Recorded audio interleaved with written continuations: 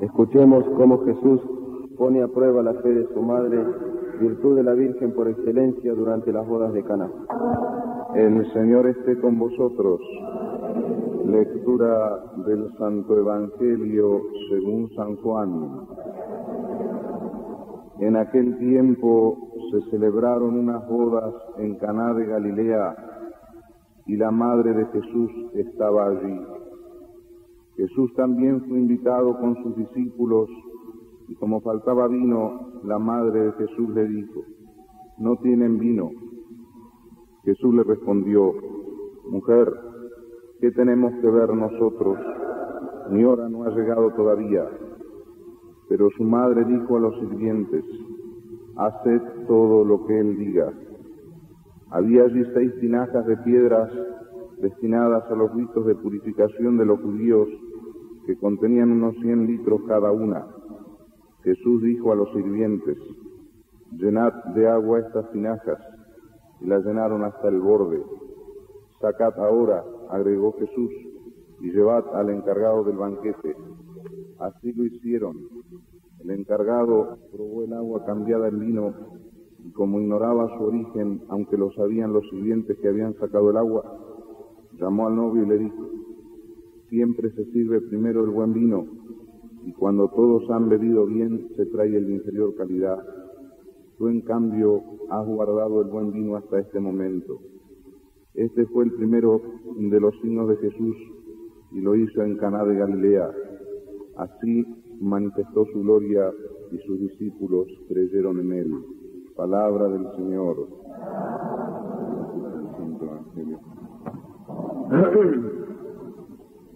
Segundo domingo durante el año.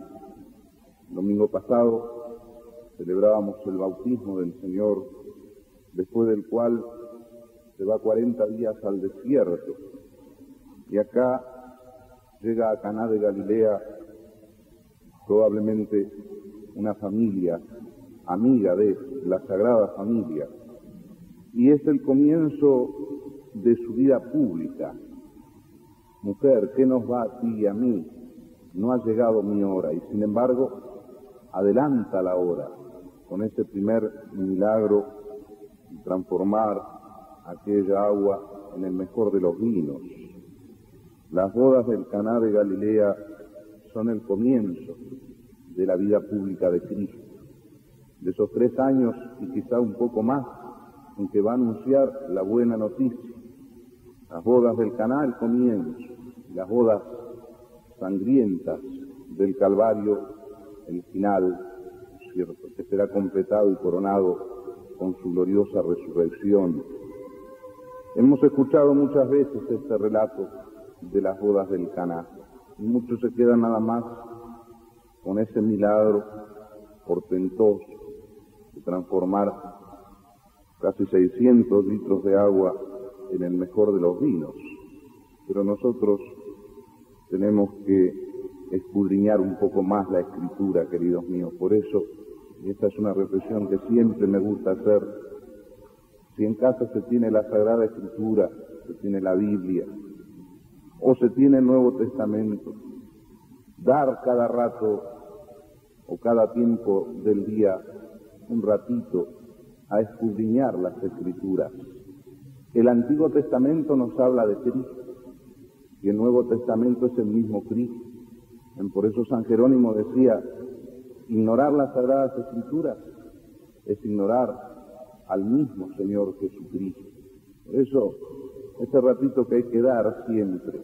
Claro que me dirán, hay algunos libros del Antiguo Testamento, padre, que uno no entiende. Sí, ya sé que hay algunos libros que no se entienden, pero los profetas, los salmos, los libros sapienciales, todos ellos nos hablan de Cristo.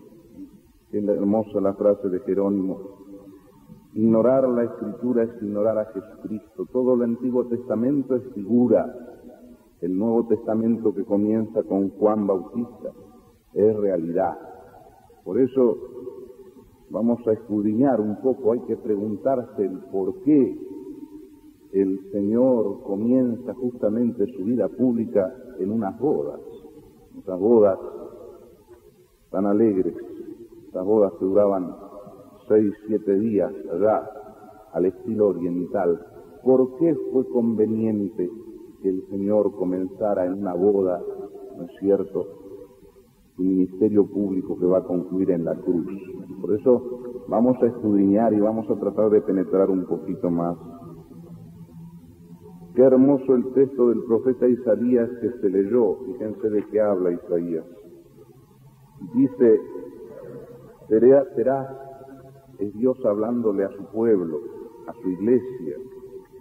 Serás una espléndida corona en la mano del Señor, una diadema, es decir, una corona real en las palmas de tu Dios. No te dirán más abandonada, ni te dirán más a tu tierra devastada, sino que te llamarán mi deleite, y tú serás mi desposada. Isaías habla de bodas, de las bodas de Dios con su pueblo. Y hay un profeta al cual Dios le pide cosas casi increíbles. Por supuesto, Isaías, Jeremías son los grandes profetas, pero están los profetas menores. Por supuesto que el oficio de profeta nunca fue fácil y siempre acarrea al profeta cruces y persecuciones, pero hay un profeta al cual Dios le pide una cosa, como os digo, que parece increíble. Oseas, es un joven Oseas, y Oseas, como todo joven, quiere buscar una joven para casarse con él, y Dios le va a pedir una cosa inaudita. Dios le va a pedir que se case con una prostituta, es decir, una mujer de la vida. Y Oseas obedece a Dios. Y es cuando le dice a esa mujer, cuando la lleva a su casa, ya no te llamarás más abandonada ni tierra devastada, porque yo te desposaré. Aquella que era una mala mujer entra en la fidelidad del amor de Oseas, y Oseas le tiene un amor fiel, porque es mandato de Dios, la ama con toda su vida, y sin embargo, aquella mujer vuelve a traicionar a Oseas. Y Oseas, como buen israelita, la arroja de su casa, la echa de su casa, y sin embargo Dios le vuelve a decir, ve y búscala, tráela de vuelta a tu casa. Y vuelve Oseas, tragedia de Oseas, frente a esa voluntad de Dios que nos está enseñando algo mucho más profundo, vuelve a traer a aquella mujer otra vez a su casa, a pesar de su infidelidad. ¿Y qué es sino la historia de Israel con Dios? Dios que sacó a ese pueblo de la nada, como nos creó a nosotros de la nada, ¿no es cierto?, le va a hacer prometer su alianza. Seréis un pueblo santo, porque yo soy un Dios santo. Y aquel pueblo, como aquella mujer, el pueblo que era de dura cerviz, como dice la Sagrada Escritura, el más rebelde de todos los pueblos, sin embargo, el Señor va a decir, ya no se llamará tu tierra devastada, sino que serás mi deleite y mi desposada. Un Dios loco de amor atrás de su pueblo.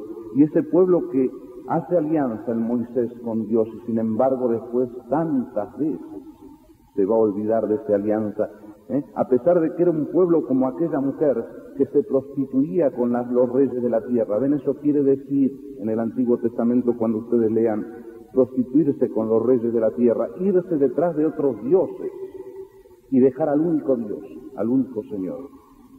Y los israelitas muchas veces dejaban a su único Dios, a su alianza, por irse detrás de otros dioses que eran más permisivos, dioses en donde estaba permitido sobre todo el deleite carnal de cualquier modo. Y esa era la tentación permanente, eso era prostituirse. Se prostituía porque dejaban a su único esposo, que era Dios, y se iban detrás de otros dioses. ¿Ven? Y así Israel, después de haber sido sacado de la nada, la iglesia de Dios, tantas veces se olvida de su alianza. Sin embargo, Dios vuelve a través de los profetas, como Oseas le dice, vete y trae a esta mujer de vuelta a casa. Ven, ya vamos empezando a entender por qué era conveniente que el Señor comenzara su vida pública en unas bodas.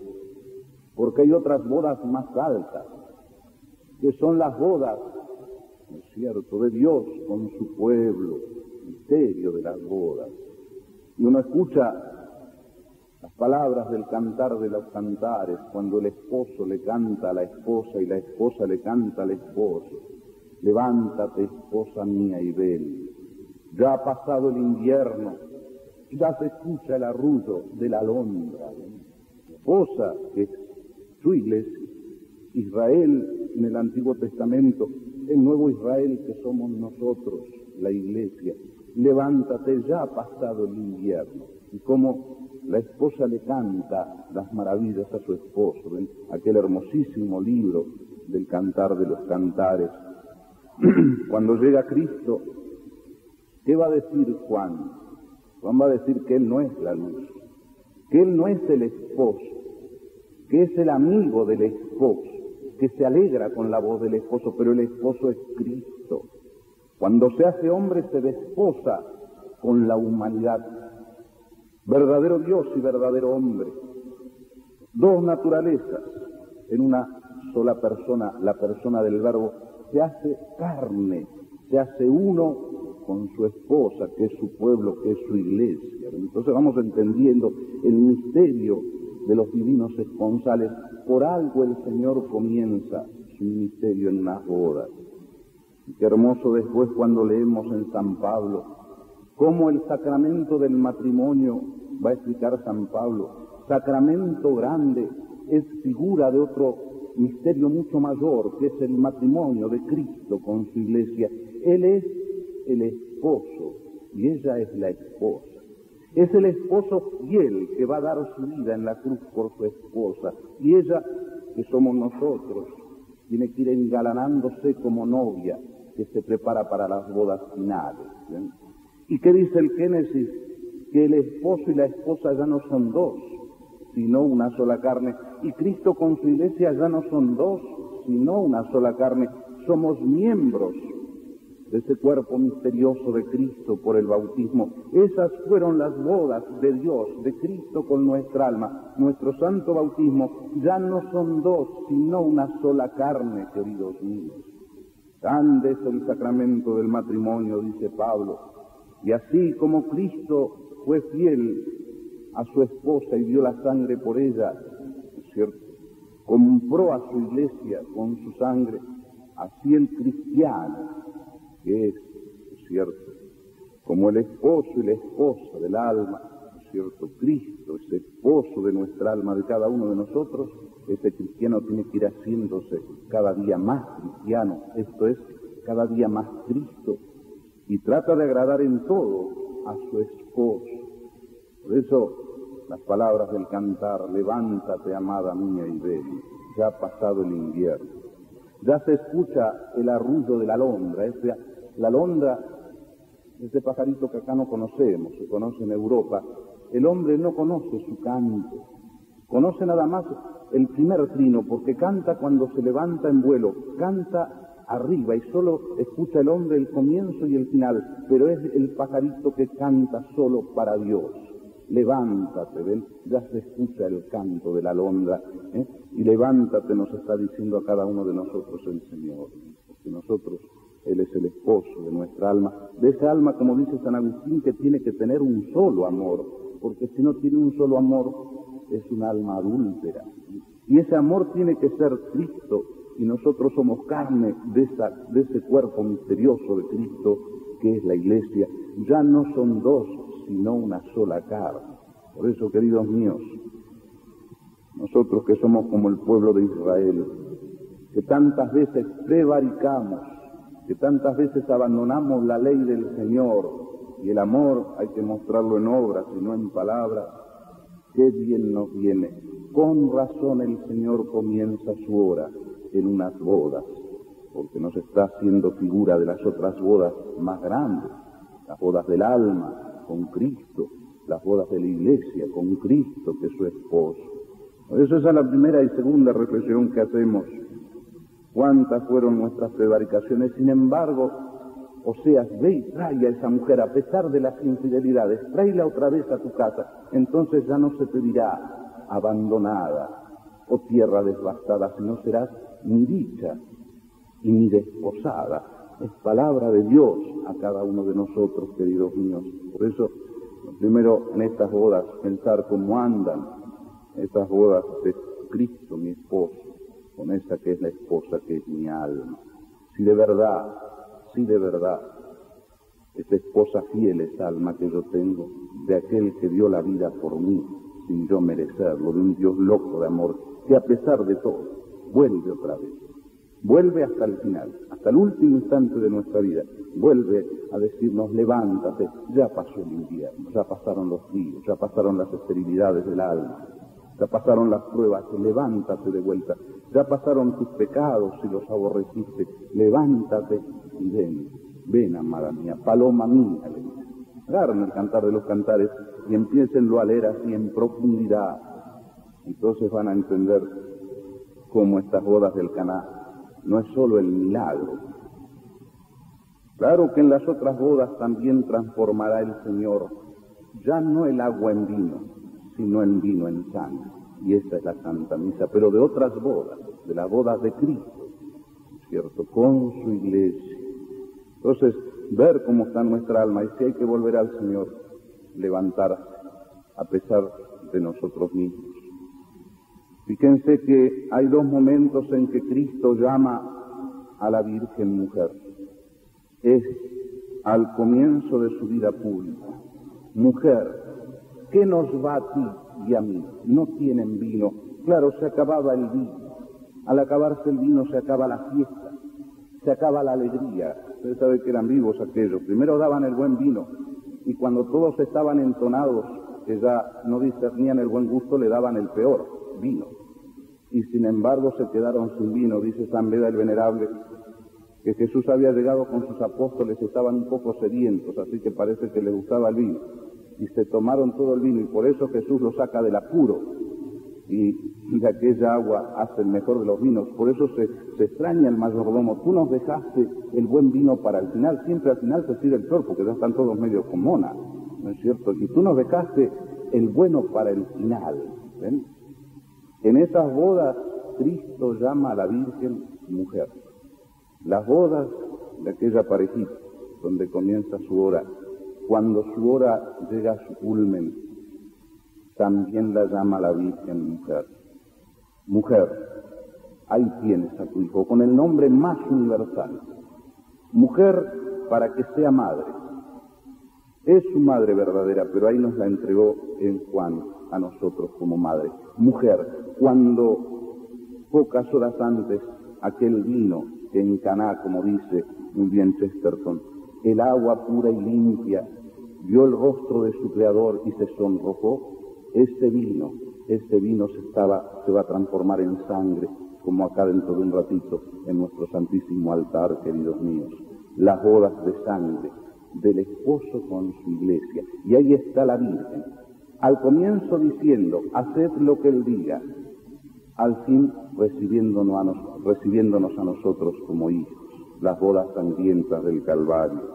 Por eso hay que pedirle a la Virgen. Es la hora en donde el agua insípida de nuestra vida tiene que transformarse en el mejor de los vinos. Y ese mejor de los vinos tiene que ir haciéndose en nuestra sangre, sangre de Cristo y carne del Cordero, porque somos el esposo, la esposa de aquel que es el esposo que es Dios. Por eso, queridos míos, ya ven la conveniencia. ¿Por qué el Señor comienza su hora en unas bodas? Las podía haber comenzado en cualquier otro momento, en cualquier otro lugar. Si no elige las bodas, porque Él es el esposo, el esperado de las naciones y el que ha de venir. Mientras tanto, pidámosle a la Virgen que nos vaya haciendo preparar nuestra alma como novia que se engalana para la fiesta, para las bodas definitivas del Cordero. Cuando Él venga, golpea la puerta y dice la Sagrada Escritura: si alguien me abre, entraré y cenaremos juntos. Que la Virgen Madre entonces nos conceda esa gracia. En el nombre del Padre, del Hijo y del Espíritu Santo. Amén.